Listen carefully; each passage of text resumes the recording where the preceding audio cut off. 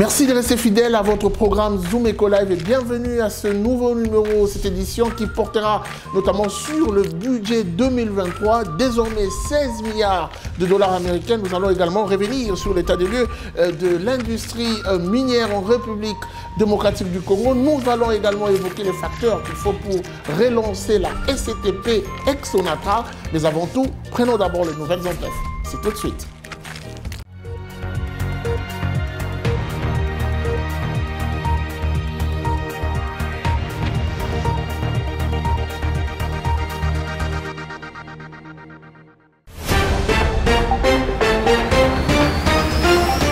Débutons les informations du jour avec la République démocratique du Congo qui a produit 29 826 tonnes de caoutchouc pour la période allant du 1er janvier au 30 novembre 2022. Renseignent les condensés d'informations statistiques de la Banque centrale du Congo, BCC en sigle. Cette production a sensiblement augmenté comparativement à la même période de l'année dernière 2021 où seulement 5 091 tonnes de caoutchouc ont été produites. Plus de détails sur Zoom Eco.net. Autre information, contrairement à la semaine dernière où la tendance générale de produits agricoles et menus forestiers exportés de la RDC était baissière, ces produits devraient observer une tendance stable sur le marché international au cours de la semaine du 19 au 24 décembre 2022. D'après les projections de la Commission nationale de mercurial du ministère de Commerce extérieur, seul le café Arabica devrait enregistrer une légère baisse de prix cette semaine pour se négocier à 2,4 $ le kilogramme contre 2,44 $ le kilogramme la semaine dernière, soit une légère baisse de l'ordre de 0,3 $ américain. C'est le mémorial où la RDC célèbre les 62e anniversaire de son accession à l'indépendance, les conseils d'administration, la direction générale ainsi que l'ensemble de personnel de CEP Congo SA ont l'insigne honneur de présenter leurs vœux de paix et de bonheur à son Excellence Monsieur le Président de la République, chef de l'État, à son Excellence Monsieur le Premier Président de la Cour constitutionnelle, aux honorables présidents de l'Assemblée nationale et du Sénat, à son Excellence Monsieur le Premier ministre, chef du gouvernement, à leur Excellence, membres du gouvernement central, ainsi qu'au vaillant peuple congolais. Cette commémoration est pour nous l'opportunité de rendre hommage aux pères de notre indépendance pour le combat héroïque qu'ils ont mené afin d'accorder à chaque Congolais et Congolaise les droits légitimes d'assumer pleinement leur destinée. CEP Congo SA saisit cette opportunité pour réitérer sa disposition totale à accompagner le développement économique de notre pays en garantissant un approvisionnement régulier en produits pétroliers de qualité et en toute sécurité. Que vive la RDC indépendante, prospère et émergente. Avant de finir, signalons que Critical Metals, une compagnie minière britannique, a officialisé le lundi 19 décembre la prise de contrôle de Madini Occidental Ltd en sigle, société actionnaire de la mine de Cuivre Cobalt Moloulou. Cette participation de 100% donne désormais à Critical une participation de 70% dans Moloulou contre 55% auparavant. C'est ce qu'a annoncé l'entreprise minière sur son compte Twitter. Pour les PDG de Critical Metals Russell, cette situation augmentera de manière considérable la valeur pour les actionnaires. Enfin, les entreprises et les clients privés se sont toujours rapprochés des institutions bancaires pour négocier un crédit afin de financer leurs activités, ce qui s'avère être une opération parfois difficile au regard de certains préalables à remplir dans celui relatif à la constitution d'un fonds de garantie ou des hypothèques. Au sujet du crédit bancaire ou dépôt à terme, les taux d'intérêt appliqués ont très souvent fait l'objet de critiques de la part des clients. De ces faits, le développement économique et financier de la RDC suscite auprès des clients de besoins de plus en plus variés pour rester compétitifs tant sur le marché national qu'international. Face à cette réalité, Rawbank, la banque commerciale leader en RDC, a fait un choix avant-gardiste de créer une salle de marché, la première du genre dans les pays, visant l'objectif d'offrir aux entreprises et aux clients privés un accès à des solutions alternatives, des financements, d'investissements et des couvertures.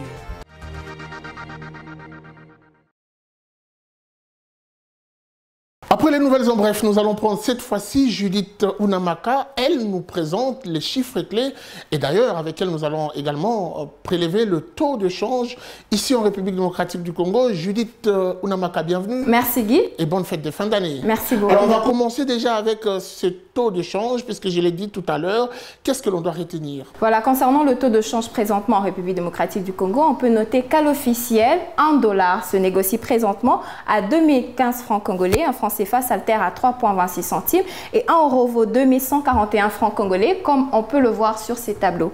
Alors, prenons le segment marché parallèle. Nous avons ciblé particulièrement Gombe. Dans cette partie de la ville, 1 dollar se négocie présentement à 2050 francs congolais.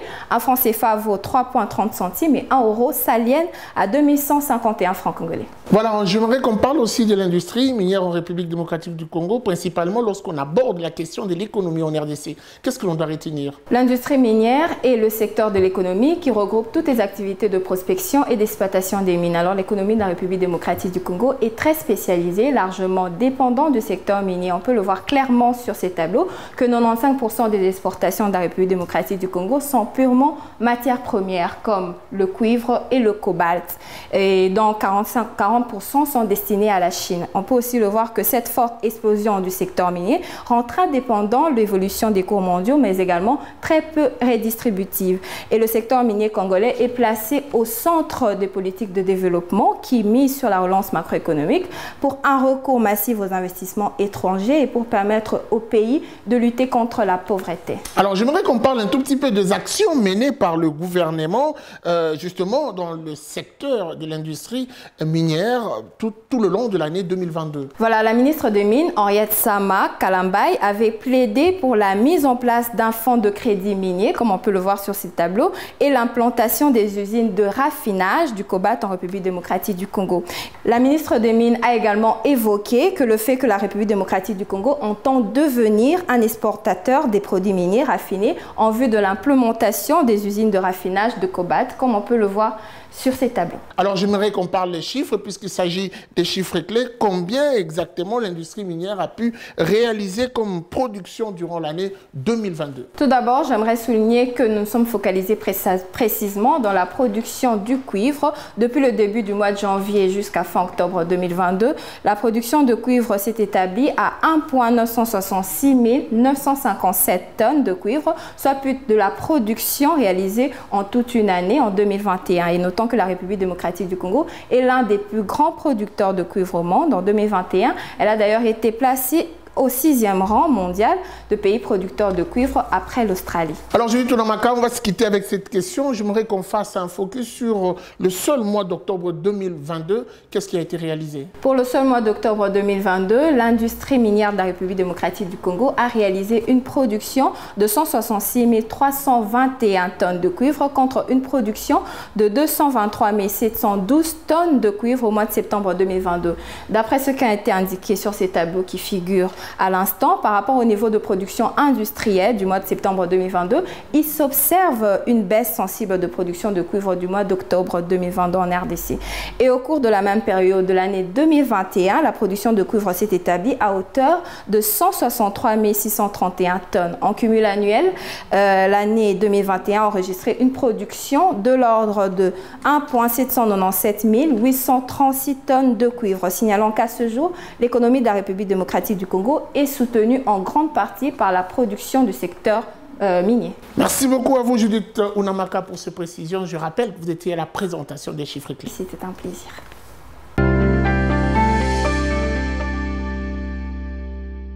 Relance de la Société commerciale de transport et des ports SCTP en sigle. On en parle aujourd'hui avec Judith Piombo. Bienvenue à vous. Merci. Et bonne fête de fin d'année. Merci pareil. Alors, on doit commencer par préciser et rappeler l'histoire de cette entreprise qui aujourd'hui se bat pour renaître de ses cendres.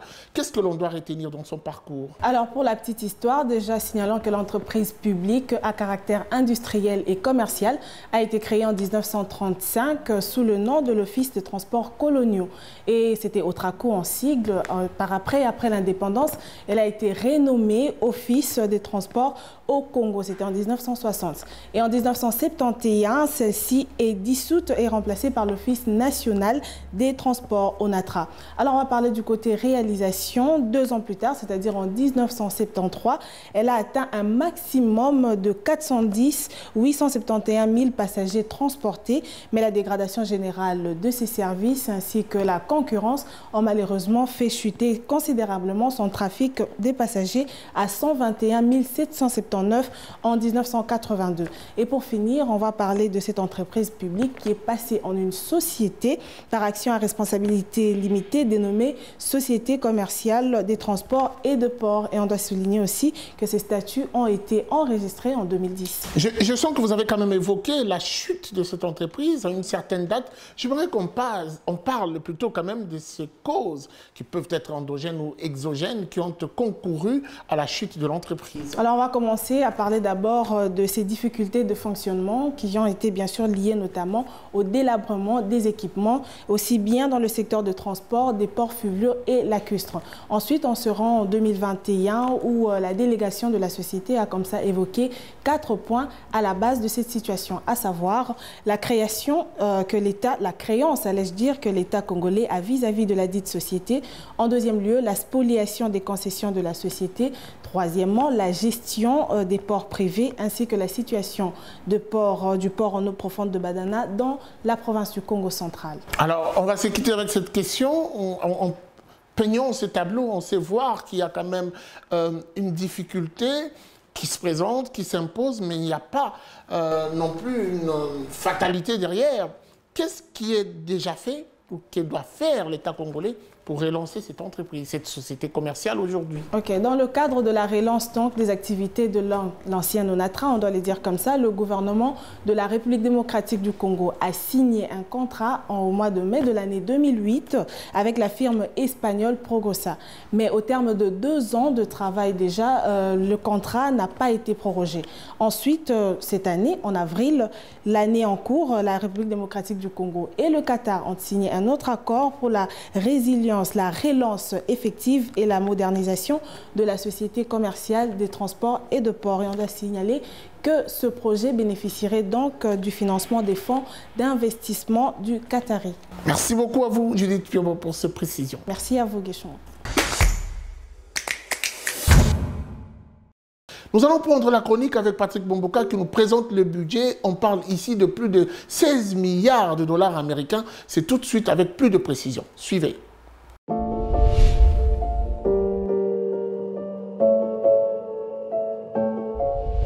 Bonjour. À l'issue de l'examen à 2 niveaux du projet de budget de l'exercice 2023 au niveau du Parlement de la République démocratique du Congo, les prévisions du gouvernement central ont été revues à la hausse. Eh bien, après sa seconde lecture, le Sénat a donc réajusté le budget 2023 à 32,4 milliards de francs congolais, soit plus de 16,2 milliards de dollars américains. Ici, il faudra noter que les amendements du Sénat portent essentiellement sur des recettes additionnelles dégagées en seconde lecture. Il s'agit en effet d'un surplus de près de 468 milliards de francs congolais, un montant équivalent à plus de 232,6 millions de dollars américains. Lors du dépôt de ce projet de budget par le Premier ministre Jean-Michel Samaloukonde le 15 septembre 2022, eh bien, les prévisions du gouvernement central étaient de l'ordre de 29 520 milliards de francs congolais, soit une enveloppe globale équivalente à 14,6 milliards de dollars américains.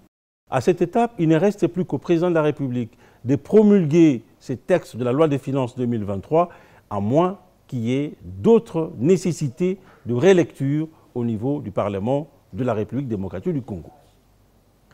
Merci de nous avoir suivis.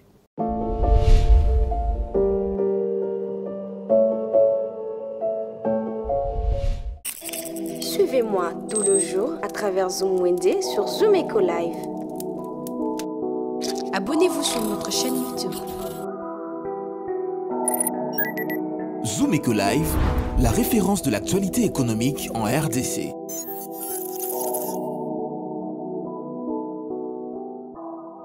À quelques jours de festivités de fin d'année, nous nous sommes donné le plaisir de recevoir pour vous Naomi Kandé qui nous parle de son Wednesday.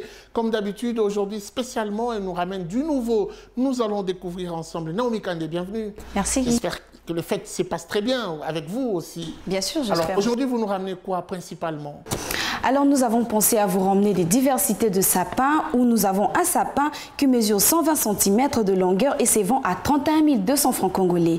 Alors un autre sapin qui mesure 270 cm est vendu à 45 850 francs. Et on a encore un autre sapin, un plus grand sapin de 2,40 m qui se vend au même marché à 200 300 francs congolais, comme vous le voyez. Un autre sapin de 1,60 m est vendu à 110 000 francs. Toujours dans le même marché de Kinshasa, vous trouverez aussi des sapins blancs au marché qui se vend à 118 300 francs. On a aussi de boules de Noël dans le marché de Kinshasa à un prix de 11 000 francs congolais pour un ensemble de 6 pièces. Alors on a aussi des guirlandes où un rouleau se vend à 1500 francs congolais. Toujours dans le même marché, un chapeau pointu, j'espère que vous le connaissez bien, Guy. Un chapeau pointu se vend à 2500 francs par pièce. Alors, on a encore un autre chapeau pointu de Père Noël à 2000 francs. Et enfin, pour finir, un jeu de lumière se vend à 9000 francs congolais.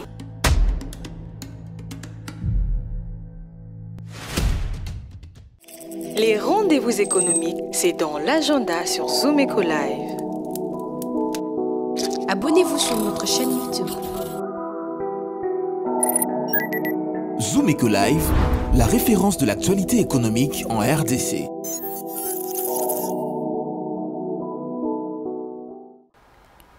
Le rendez-vous de ce mercredi 21 décembre 2022, Adassa Grace nous présente sa rubrique L'agenda. C'est tout de suite avec plus de précision. Suivez.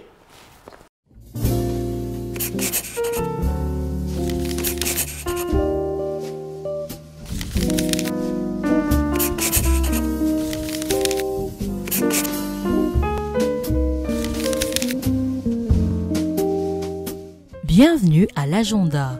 Voici les entrées du jour. RTI Duc organise un jardin de Noël le vendredi 23 décembre 2022 à Kinshasa, sur l'avenue des Ambassadeurs au numéro 2. Un autre rendez-vous à prendre cette fois-ci avec Fleuve Congo Hotel qui organise un déjeuner de Noël à la salle de fête Panorama les dimanches 25 décembre prochain à partir de 13 h. Un buffet de Noël est prévu pendant les déroulements de l'activité à 75 $ et à 45 $ pour les enfants de 4 ans à 11 ans.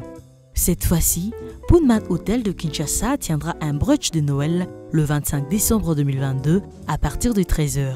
La participation est fixée à 70 $ et une réduction de 50% pour les enfants de moins de 12 ans. Et pour finir, Fisokin organise le salon de bruit de Kinshasa le 10 janvier 2023 à l'Institut français de Kinshasa. L'entrée est gratuite. Mais pour la clôture qui s'y tiendra le 14 janvier 2023, le droit de participation est fixé à 5 000 francs pour le place standard et 20 $ et 50 $ pour le place VIP. Merci de nous avoir suivis. Au revoir. Ils sont nombreux à s'adonner à ce métier de réparation de téléphone, mais également ils sont nombreux à s'organiser derrière cette activité. Aujourd'hui, Article 15 présente un réparateur de téléphone qui partage avec nous son expérience. Depuis plusieurs années, il est derrière cette activité, une activité qui lui permet quand même, tant soit peu, de nouer le deux bouts du mois, mais également de s'organiser. Article 15, c'est tout de suite. Suivez.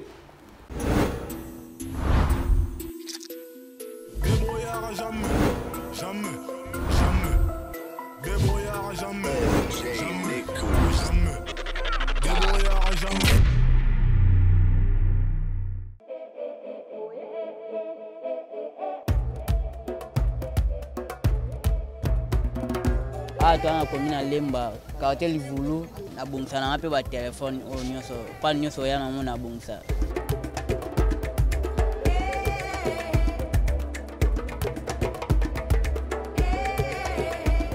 Et là c'est le ba pan. So eto channel display ya téléphone Android amsi ya $20 izali, ya $10 izali, ya $30 izali, mais devant ka ba 5000 francs. Na téléphone touche display na ngweza 2500. Kotiango 5000 francs. Connecteur nango to bongsa na 2500. Kotia mais devant na 5000.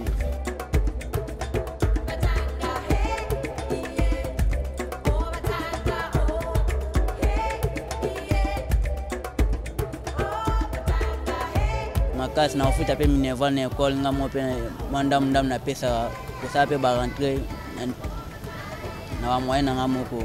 Pe baga famille pe tanga maboko ngamo pe na mita maboko ngami mimi na bomba ka carte na banana like mbate carte kana na banda ya ba 2000 3000 pour ne permettre na kobimisa na so mape lamba na futa pe na classe na sa pe makambo etali.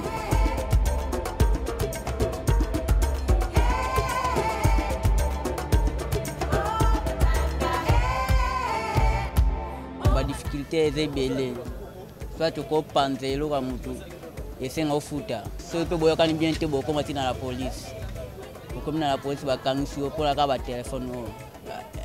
Donc ils ont accident bien.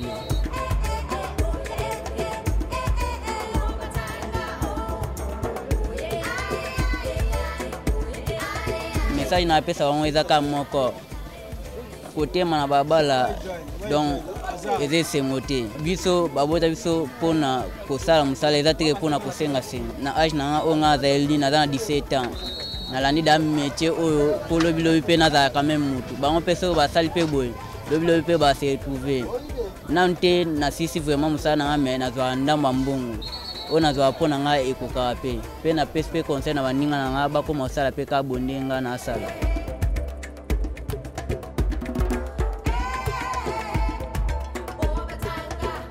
boto tamboka ba soutenir biso pour musana biso évoluer ba pesa biso maboko pour le bito évoluer pe pour musana biso tokene liboso tokolunga pe na maison boto bate biso pe na maison munene pour na pe lobi bambongo ekota ba client pe ba ya ebele ba te la biso ka ndako pour na tolunga na mesa o tokoma na ndako vraiment pour na ba client ba yaka ebele pour biso ba client ba yaka bisika afande zate donc faut bazala telema si ba musana ici la place doit accueillir bisika afande zate bisika vraiment ya osa musala bien ezate.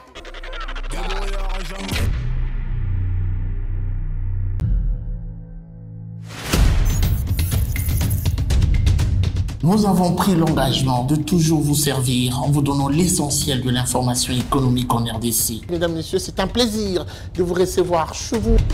Le gouvernement congolais dirigé par le Premier ministre Jean-Michel Sama Lukonde n'est jure que par la réduction du train de vie des institutions. Merci à vous, Judith Kyombo, pour ce dossier. Merci, Unamaka. Désormais, suivez-nous à 19h30 sur la RTNC du lundi au vendredi avec le même plaisir. Zumeko Live, la référence de l'actualité économique en RDC. Voilà, c'en est fini pour aujourd'hui. Merci de nous avoir suivis. La suite, c'est sans doute au prochain numéro avec le même plaisir. Au revoir et à très vite.